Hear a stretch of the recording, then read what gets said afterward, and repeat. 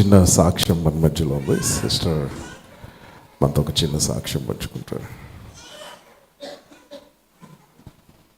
కిరణ్ ఒక మైక్.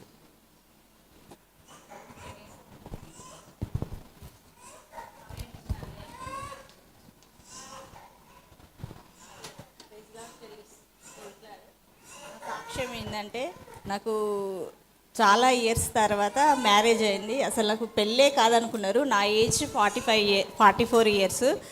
అందరు అసలు ఎన్ని సంబంధాలు వచ్చినా కానీ వచ్చేవారు, చూసేవారు, వెళ్ళిపోయేవారు. మళ్ళీ రిటర్న్ నాకు ఆన్సర్ రాకపోయేది. అసలు ఎందుకు పెళ్ళి అయితే లేదు అని కొన్ని రోజులుగా సంబంధాలు చూడడమే మానేసిన.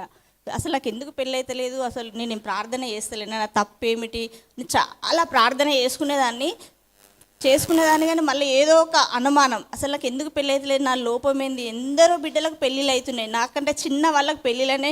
నేను ఇక్కడ రమణాచారి హాస్పిటల్లో చేస్తాను. అక్కడికి వచ్చిన వాళ్ళు కూడా, ఏంది నీకు ఇంకా పెళ్ళి కాలేదా, ఇన్ని ఇయర్స్ నుండి చేస్తున్నావు, నేను అక్కడ 24 ఇయర్స్ చేశాను అని వాళ్ళంతా హేళన చేసి నవ్వినాగా నేను ఏం సమాధానం చెప్పకపోయేదాన్ని.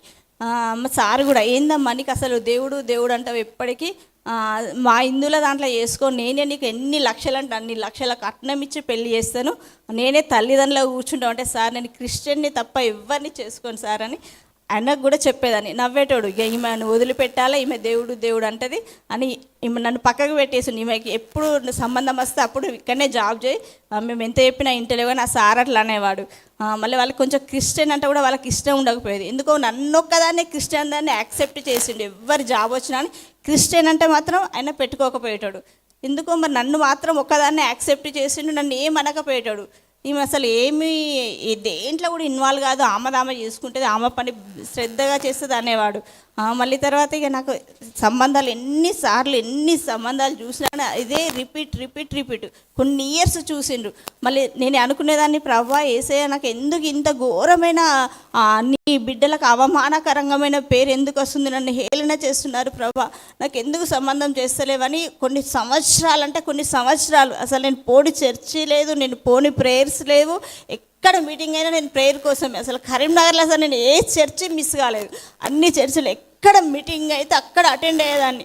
ఎందుకు ప్రభా నాకు ఇంత అవమానకరంగా, తండ్రి ప్రభా నన్ను ఎందుకు ఇట్లా చేస్తున్నావు అనుకునేదాన్ని. కొన్ని రోజుల తర్వాత నాకు అసలు నేను దేవుడికి వదిలిపెట్టాను, దేవుడి చిత్తం నా పట్ల ఉన్నదా లేదా వదిలేస్తా, లేదు అంటే నన్ను సేవకైనా వాడుకో, కానీ నన్ను మాత్రం అవమానకరంగా నన్ను ఉంచొద్దు ప్రభా, నేను మస్తు ప్రార్థన చేసుకునేదాన్ని.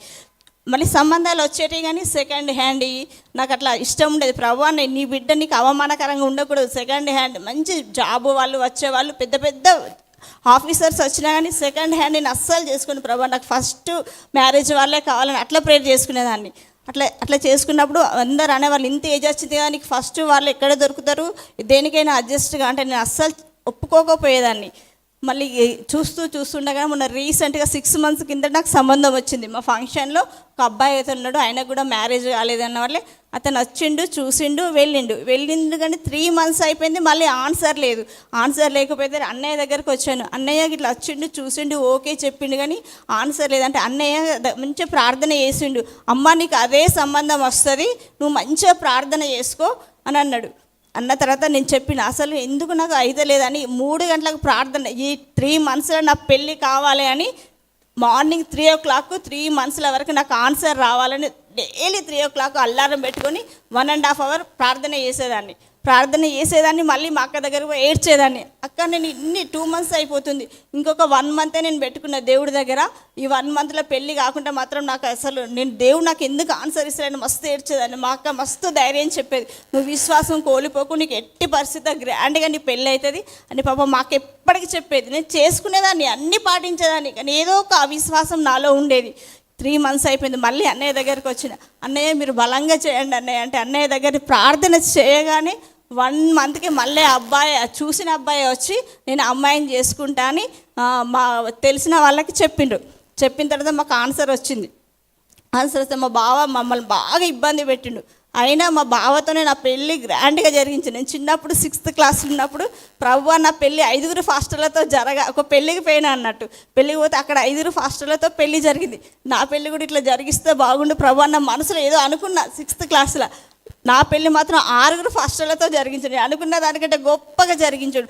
అసలు ఆ చర్చి సరిపోలే, నా పెళ్ళి అంత గ్రాండ్గా జరిగింది. బయట కూడా పబ్లిక్ అసలు ఊహించలేదు నా పెళ్ళి. మా సార్ అసలు క్రిస్టియన్ అంటే ఇష్టపడిన వాళ్ళు నాకంటే ముందే వచ్చి ఫస్ట్ రోలో కూర్చున్నాడు. మా సార్ ఎంత గ్రాండ్గా అద్భుతంగా జరిగిందంటే దేవునికి స్తోత్రములు. ఇది అన్నయ్య ప్రార్థన వల్ల నాకు ఇంత అద్భుతం జరిగింది. మీ అందరూ కూడా నన్ను ప్రార్థనలో పెట్టుకోమని ఈ చిన్ని సాక్ష్యాన్ని ముగిస్తున్నాను.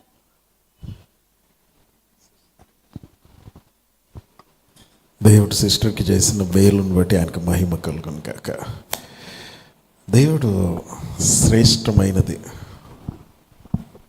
చివరిలో దాచిపెడతాడు. The best is reserved for the last. Hallelujah. అందుకే వాక్యంలో రాసి ఉంటుంది, మొదటివారు కడపటివారు అవుతారు, కడపటివారు. హల్లెలూయా. ఒక చిన్న వాక్యం చదువుతాం. సిస్టర్ ఒక మాట చెప్తా ఉంటే, సాక్ష్యం చెప్తా ఉంటే ఆ వాక్యము నా హృదయంలో పరిశుద్ధాత్మ దేవుడు చూపిస్తూ ఉంటారు. హీబ్రూస్ చాప్టర్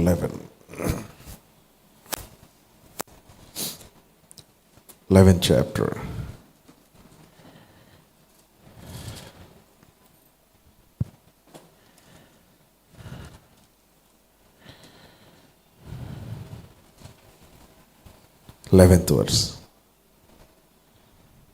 హీబ్రూస్ 11 విశ్వాసమును బట్టి శారాయు వాగ్దానం చేసిన వాడు నమ్మదగిన వాడని ఎంచుకొనేను కనుక, వాగ్దానము చేసిన వాడు నమ్మదగిన వాడు అని ఎంచుకొనేను కనుక, తాను వయసు గతించినదైనను గర్భం ధరించుటకు శక్తి పొందెను. వయసు గతించిన దైనను ఆమె ఏదైతే ఎంచిందో దానిని బట్టి శక్తి పొందింది.